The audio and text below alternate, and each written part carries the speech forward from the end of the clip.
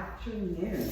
Have you ever been in a yoga studio and seen one of these nifty little guys?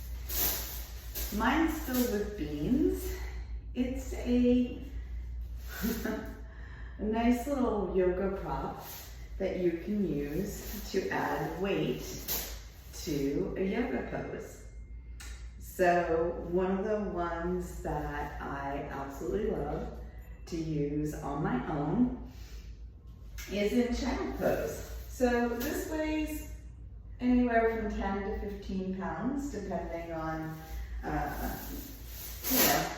most of the time I think at a studio it's probably 10 pounds. They're generally filled with sand. Mine's currently filled with, I think, kidney beans.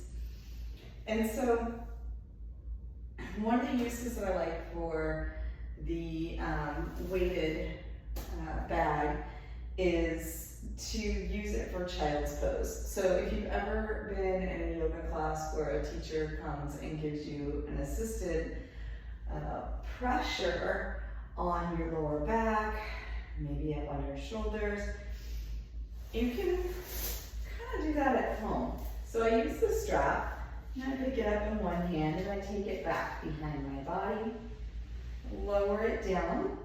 It's also a nice little shoulder stretch to start out. Take the knees nice and wide, and then start to come forward. Take one hand down to the ground, give a little shimmy, and make sure that that weighted bolster is on your back the way that you would like it to be. As you come down into your child's pose, you may actually be like, I think I can move this down a little bit. So you can take the bottom, slide it down further onto the hips. And that's my sweet spot. You can play around with it. Allow yourself to feel, maybe you take it this way. Maybe you take both hands, reach them back, pressing into your forehead to give your neck a little bit of stability. And also, a little tip, if you do not like placing your forehead on the ground, you can use a soft bolster in front of you to give your forehead something to rest on.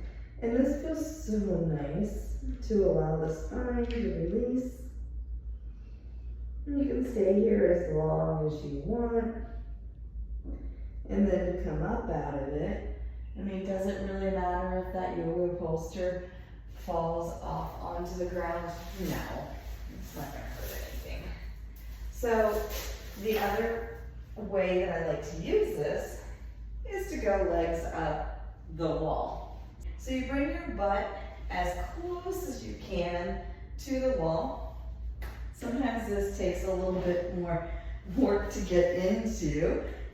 And let's say that you could probably laugh a little while you do it. Bring that weight across your chest, take it into both hands. Bring your feet down as though you're doing bound ankle, and place them onto your feet. Now, you can go ahead and start to straighten the legs, leaving that weight on the bottom of your feet. This allows for a nice pressure into your feet,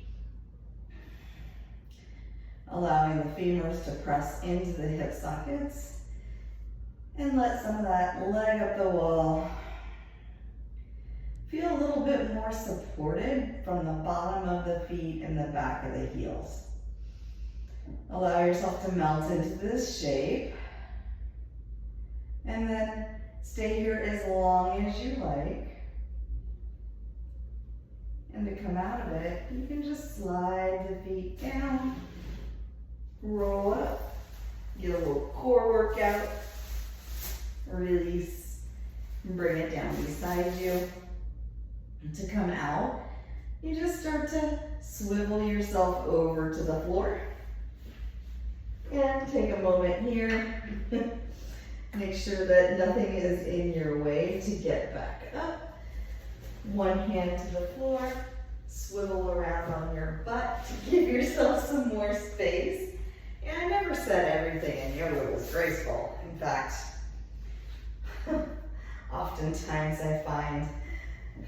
that my ability to stay graceful on the mat is short-lived.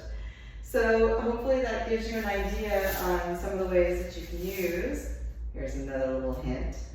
If you have two of them, you can place them to the insides of the thighs for a seated position to allow your hips to have a little bit more resistance added to them.